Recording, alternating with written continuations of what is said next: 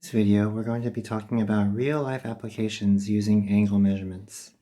Some real-life applications include like navigation or surveying, like captains on a ship where they have to figure out where the ship is headed, or if you're surveying land and you want to find plots of land and how much area is being occupied by that.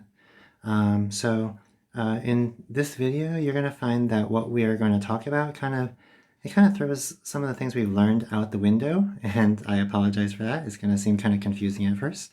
But please bear with me as we talk about bearings. Okay, so when we are looking at a compass, if you've ever used a compass before, if you ever are in Scouts, maybe you've learned how to use a compass. The way that you read a compass measurement, let's say for instance what you see here is N 30 degrees E. So the first letter is describing the starting direction. For instance, in this case, we're starting from the north. And so we're thinking, okay, here's north. And then the last letter is saying where you're going to end. This is the ending direction. And then the 30 degrees is saying how far you go, or what angle measurement you go to get to the ending direction. So I guess before we even start, you have to know your directions, right? So north is up, south is down, west is to the left, and east is to the right. Probably a mnemonic you've heard before is NESW, right? Or some people like to say never eat soggy waffles, right? If you just think of it in that order, and you're just going counterclockwise, you see NESW, never eat soggy waffles. Okay, so as we think about the direction here, when we see north 30 degrees east, it says start from the north and work your way 30 degrees to the east. That's what this would say. So you can see that in the diagram that you see here, north 30 degrees east means you've gone 30 degrees in the east direction. Okay. So some other examples you have here, if we take a look at north 70 degrees west, we start from the north and we work our way 70 degrees towards the west. And so you see this point right here, that's at north 70 degrees west.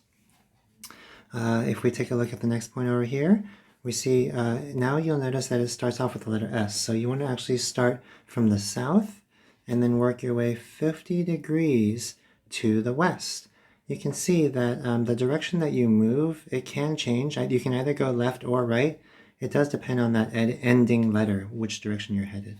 Okay. And then lastly, if we take a look at the last point there, you'll notice that, it doesn't really tell us what it is, right? So we have to actually write it down. Where are we starting from? Well, you're starting from the south, and you're going 20 degrees to the, which direction is that? That's to the east.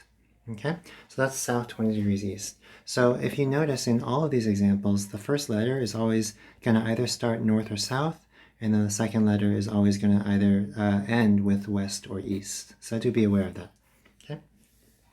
Now that's one way we can read through navigation. Another, if you look at a ship's bearing, they actually give it. They always start from the north, and it goes clockwise, and they use a 3-digit number to represent the angle measurement that you are going. So it's a little bit different. So a ship's bearing, what they say is they just give a number. So since you're using 3-digit numbers, they might just say 050. Well, what does that mean? It means we start from the north.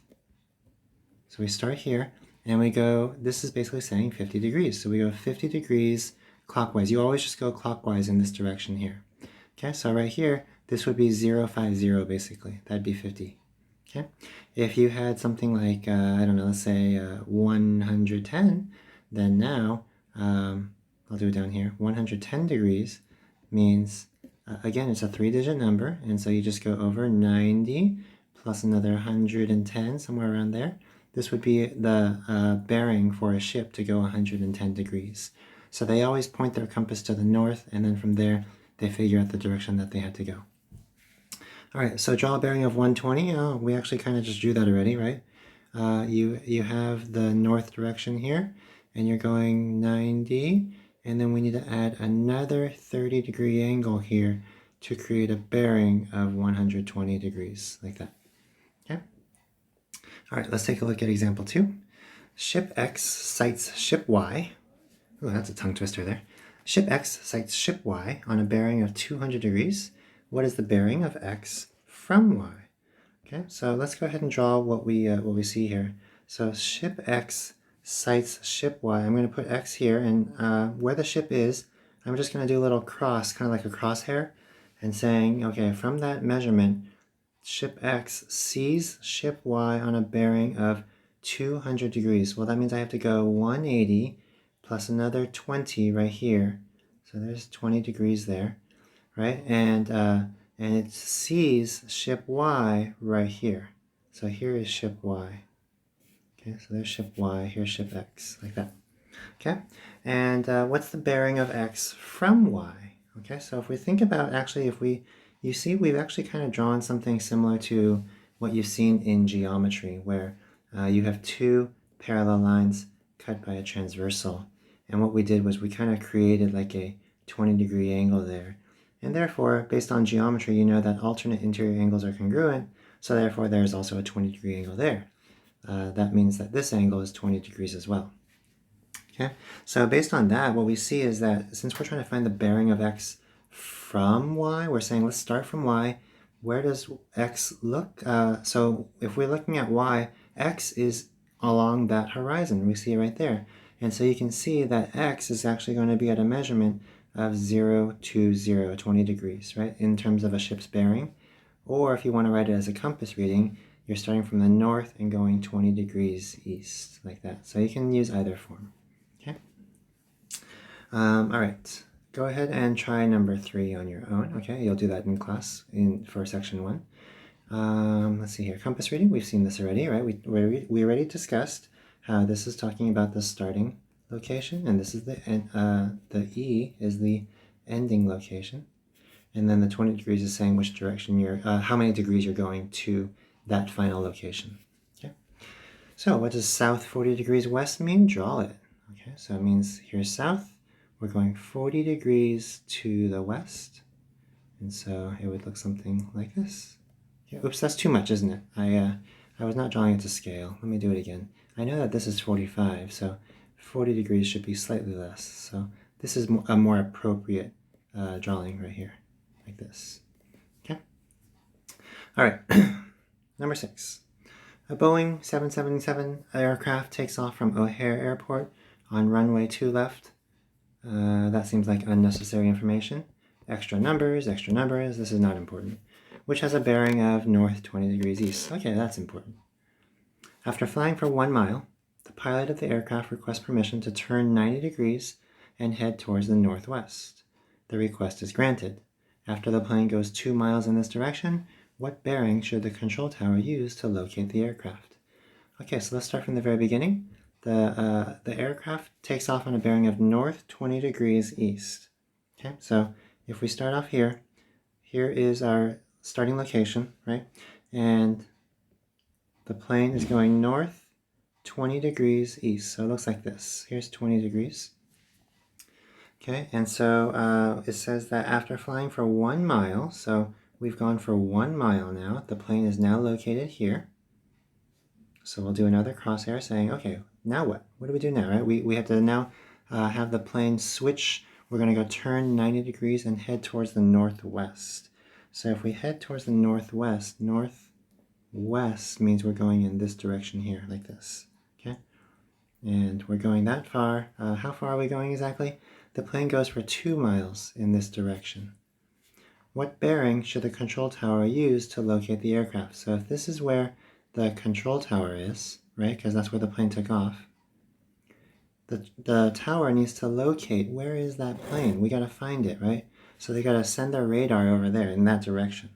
So what it's asking for is the bearing, right? We want to find how many degrees we need to go to get to that basic location right there, like that. Okay. So what we have developed here, what you can see, is you've basically drawn a triangle, kind of like this.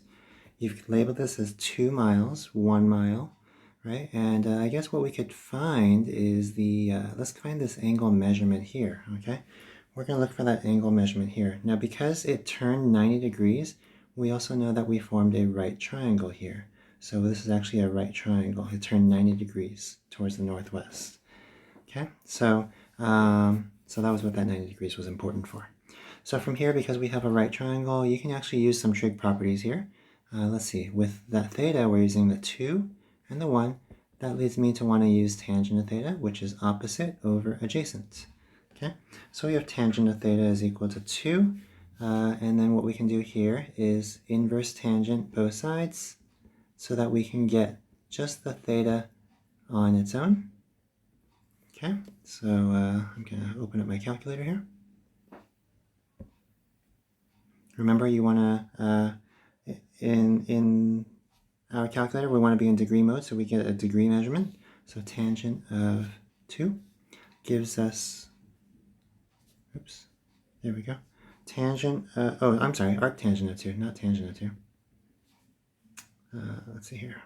Arctangent of 2 gives us 63.43 degrees. All right, let's put that down. So we're going to need theta to equal 63.43 degrees. So that's the angle that you see here, 63.43 degrees. Now keep in mind that that angle theta was actually made up of the 20 degree angle that is included in there, right? So really what you want to do is take that theta, which is 63.43 degrees. It's actually made up of this little angle, let's call it alpha, plus the 20 degrees that we also see there. So if we really want to find that alpha measurement, alpha is going to be 63.43 minus 20, right? Or that's going to give us 43.43. So the reason why I wanted that number is because, you know, if you're reading this as a compass, remember how if I zoom in on this angle here, it's made up of 20 degrees along with this other angle alpha, and we're going to use that as a compass reading to say how far we have to go, which is from the north, we're going 43.43 degrees, and we're going to the west direction, like that. So that's how you can give your answer. Okay. Another way you can do this, remember that's with a compass reading. If you want to do it with a ship's bearing, you can go this direction, going clockwise, right? And so really you can just do 360 minus 43.43. Okay, let's do that. So we're just going to do 360 minus 43.43 degrees, and that gives us, 0.43, gives us 316.56, or as a 3-digit number, we can just round that number to 317. Okay, so in terms of its navigation, you can also say that that's the same thing as 317 degrees as a 3-digit number, just like that. Okay, all right, so that'll do it for this video.